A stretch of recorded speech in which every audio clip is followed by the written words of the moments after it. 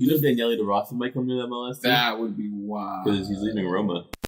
What is up? Welcome to Just Offside, the weekly MLS show where we take your comments and talk about them. My name is Louie. And I'm Mikey. If you're new here, we post this show every single week, so make sure to hit that subscribe button so that you never miss out on another episode. But alright guys, before we get into this week's action, let's jump into your comments from last week. Our homie Shiv San says, you guys are the GOAT for MLS news. Hey! Thank you, man. We appreciate it. Brad Jr. 10 says, we have 3 wins now since you guys have been gone. It's about to be 4 by Sunday. Quote me on it. Quoted and done. Atlanta did get that 4th win. Brad, you guys look like you are picking stuff up. It is pretty great. Our friend DCU TV says, spot on with the 5-0 Chicago pick. You know what I mean. I'm basically an oracle now.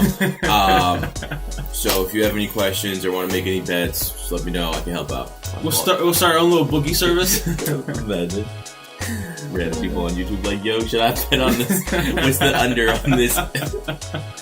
Sebastian Arake 354 says, do you believe that the LA Galaxy season is going downhill from here with the recent losses? Not really. I just think that they need to get their heads out of their asses, and by them I mean Zlatan Ibrahimovic. The Galaxy have a good squad. They look good, and they just need to kind of be there mentally, I think. I feel like it's just a couple of lapses. Dumb mistakes, but they'll get it. New coach, still learning his tactics and all that stuff, so you gotta give it a little bit of time. I mean, but they're still second in the West, so it's like, you know. And Jordy Muno says, we gonna keep sleeping on the Union? We about to get into that, actually. But alrighty, guys, make sure you're leaving your comments down below so that we can feature you in next week's episode. Alright, guys, and since you all know, the MLS schedule is all congested and all sorts of messed up, so we're gonna do some rapid-fire predictions for the midweek games. Toronto versus DC. DC 2-1. 1-1 draw. Houston Dynamo versus the Timbers. 2-2 draw. I think Houston win 3-1. Whitecaps versus Atlanta United. Atlanta United 4-0. Ooh, I'm saying Vancouver 2-1. Seattle Sounders versus Orlando City. Seattle Sounders 1-0 win. Sounders 3-1. But alright, moving along to the action. Toronto FC hosted Philadelphia Union, who have been on a tear recently and find themselves at the top of the Eastern Conference, tied with DC United for first place, and they go up against a Toronto FC side who's having a resurgent season. And yeah, we don't mean to have been kind of sweeping Philly under the rug recently, but, you know, it seems like there's a trend here. Anytime anyone plays the Revs, we usually don't like to talk about them because I get very upset. But Philly came out and looked pretty good. They scored their first goal through when Fafa Picault forced an error from Toronto's defender to score an own goal. Just before Alejandro Pozuelo scored a juicy free kick from the top of the box. You know that's our guard Pozuelo. Philly's goalkeeper really needs to do better at that. He got a whole palm on it and still couldn't keep it out. Don't get me wrong, great placement by Pozuelo, a great free kick by Pozuelo, but when your keeper gets there and touches the ball and it still goes in, that's wrong. As a goalkeeper, if you get your hand on the ball cannot go in the net. But luckily for Philly, Montero would finish off Toronto after receiving an amazing ball from Kasper Schmeichel, the man who has basically been orchestrating this rise up to the top for Philly since he's joined them. But with that win, it gives Philly another 3 points and it keeps them on top of the Eastern Conference standings, tied with DC once again. And also gives Philly their best start to an MLS season ever. Philly's been on fire, man. I'm sorry, Philly. I can tell the whole Union team listens to this show, and they're mad. They're mad that Mikey said that the East is DC and a bunch of trash, so please, publicly apologize. Dear Union, I'm sorry for doubting you guys. The East is not just DC and the rest is trash. It is now DC, Philly, and the rest is trash. But let us know, guys, will the red hot Philly Peppers continue their blistering start to this season? What can we expect from them towards the end of the season and in the playoffs? Let us know in the comments below. And another team that heard what we had to say last week and got upset and wanted to prove us wrong. Atlanta United hosted Orlando City as Orlando looked to finally get a win over Atlanta, but despite some good chances and some goal line clearances, wasn't enough as Atlanta United saw the game through with a 1-0 win to give them 4 wins in a row. And man, what a turnaround by Atlanta United. I personally thought they were going to struggle with Ezekiel Barco leaving for the U20 World Cup, but look who decided to step up and shut everyone up with an amazing performance and goal. Pity Martinez, my God, what a high quality finish. That was such a beautiful goal, and he started that whole build-up play. It was such a top quality goal, and he was dying to get one like this, man. He's been... Everybody knows about his struggles. Everybody knows about how difficult it's been for him, but hopefully this goal is going to open up a path for him and get him back to being the player that everybody knows that he can be for Atlanta. Definitely, like you said, it was a high quality finish that only shows his class. Like we said, maybe he just needed some time, and boy, what a big step up when they needed it. And just like that, Atlanta finds themselves 5th in the Eastern Conference standings, back in a playoff spot for I think the first time this season, if I'm not mistaken. And Frank DeBoer's job looks kind of safe right now. So Frank heard all the slander I had to say, and he got mad too. But let us know, guys, with all of these encouraging signs from Atlanta, will everything finally click into place for this Atlanta team, and can they actually push for an MLS Cup run once again? I'm just thinking because Barco is coming back, maybe Pity Martinez gets ingrained into the team a little bit better, Frank DeBoer starts to figure out his team a little bit better. Could they possibly challenge for an MLS Cup once again? The season's technically still early. Or is this run of form just a little bit deceiving?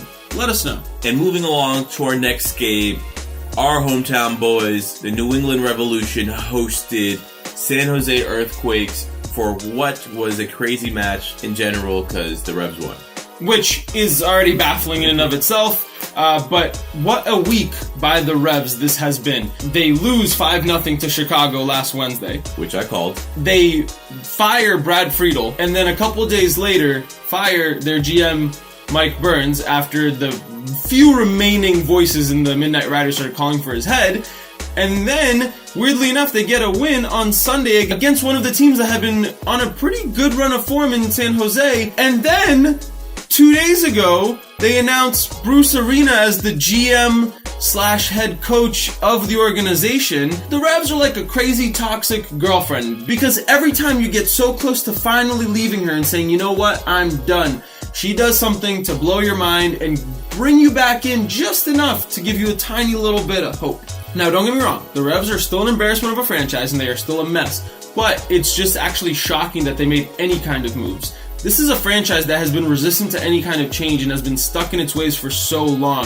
And just the fact that they even took the initiative to fire 2 people and try to bring about change shows that maybe they're finally starting to give a crap. And the hiring of Bruce Arena is an interesting one, because this is a guy who's won 5 MLS Cups, he's won 3 Supporters' Shields, he is a successful coach in American soccer, and he's a guy who understands this league. And you have to be thinking, why would he accept the job as both GM and head coach if there wasn't some sort of plan in place that they have communicated with him, correct?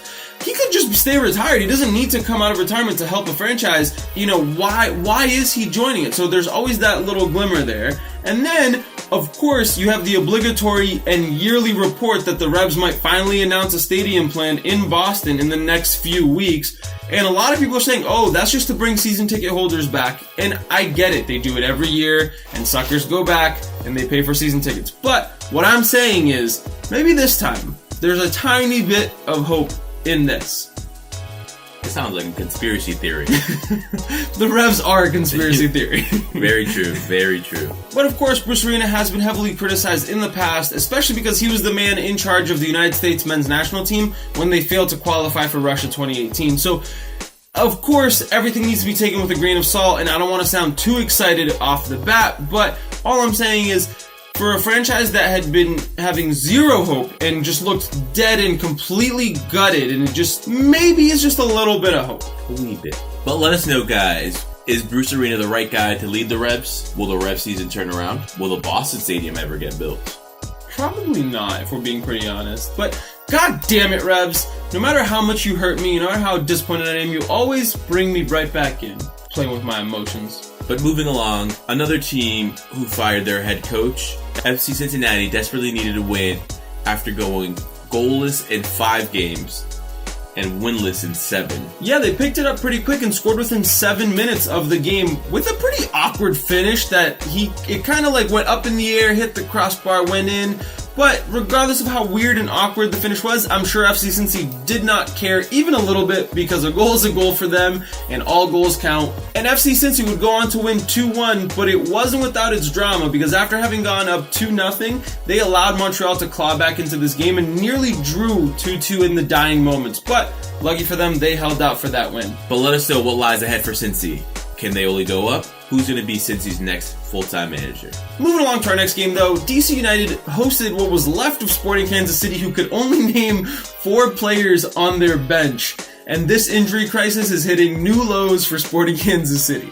But despite missing all these players, they fought hard and took DC United down to the wire. And it took a moment of individual absolute brilliance from Paul Arriola to break the deadlock with a beautiful goal. Funny celebration as he took off his shoe and called someone.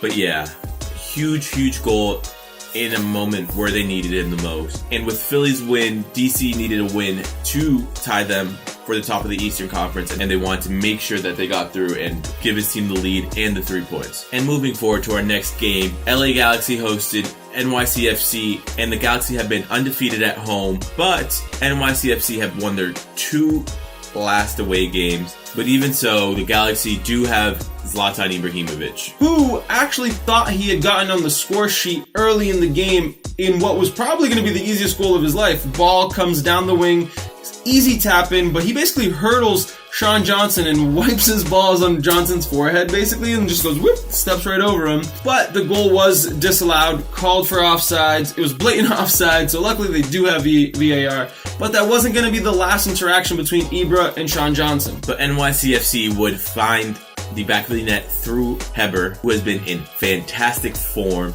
before NYCFC added a second from the penalty spot after a handball was called. Ibra would hit the crossbar in the second half before a very weird altercation would happen with Sean Johnson. Sean Johnson tries to shove him kind of from the back. Ibra doesn't take it, turns around. The two of them kind of hug and fall to the ground. Sean Johnson grabs his face, and then it looks like either he got choked or slapped or something. Ooh, kinky. Both players would get a card for this strange incident, but New York City FC would go on to get the 3 points, and LA Galaxy are undefeated at home no more. But guys, let us know, is Ibra becoming a problem? This isn't the first altercation he's had with opposing players this season, and I'm beginning to wonder, is he doing more harm than good? Moving along to the other LA team, who traveled to Columbus, Ohio to face the Crew. LAFC looked to get 3 points and stay on top of the Western Conference. LAFC would go on to win 3-0, but the scoreline doesn't match the game, as LAFC was up 1-0 until about the dying minutes of the game, and Columbus basically imploded themselves and led up 2 goals to solidify their loss. And of course, one of the goals had to be scored by Carlos Vela, who has brought his tally up to 12 on this season, and he's looking remarkable. Keeping it in the Western Conference, Vancouver hosted the Portland Timbers, who have looked on top form as of recently, but who have also played every single game to start the season away from home as they finish construction on Providence Park. New boy for Vancouver, Fredy Montero, picked up the ball in the box, turned and buried an absolute rocket into the back of the net to give his new club a goal and the 1-0 lead. It seems like all of this travel is finally starting to catch up with Portland, as they couldn't really muster much of a challenge until the second half. The first half they looked dead in the water, and in the dying moments of the game, Sebastian Blanco had a really nice header to what everybody thought was going to equalize the game if it hadn't been for Vancouver's defenders' interference to clear that ball out. Portland must be itching to get back home to their stadium and to get rid of this insane travel schedule that they've been having to deal with. But Vancouver supporters, I want to know, can Fredy Montero propel Vancouver to new heights? Can the former Sounders star be the difference for Vancouver? And Seattle Sounders supporters, how weird is it to see a guy who has etched his name into your history books play for one of your rivals? Is that strange? How do you feel about it? Let me know in the comments below. And moving along to our last game, Colorado versus Real Salt Lake. And who knew that Colorado could have a fun game? Colorado is another one of those teams that has recently fired their head coach, and they've had a terrible start to the season. And despite it being a very fun and back and forth game, unfortunately for them, Kai Kamara decided that he wanted to be cute with his penalty rather than just slot it home to tie it late for Colorado, and they would go on to lose 2-3 against Real Salt Lake in what was a very entertaining back and forth game. Man, if you're Colorado, you gotta hate Kai Kamara right now. The guy is undoubtedly good, but don't be cute with your penalty when your team is down 3-2. It's one thing if you're going to be cute when you're trying to give your team the lead, but you need to tie, and you do that. You need some sort of points, and you're just going to risk it all on a cheeky penalty like that. But overall, Colorado showed good fight, and I don't know what it is about firing a head coach that gives teams this kind of fire, but it's good to see, I guess, that they're alive. But alright guys, there you have it. Another episode in the books. If you enjoyed this episode, please make sure you hit that like button, make sure you hit that subscribe button, and leave your comment down below. If you can't get enough of us, follow us on our social media accounts at Trouble Soccer. But that's it from us. We'll catch you guys next week. Peace.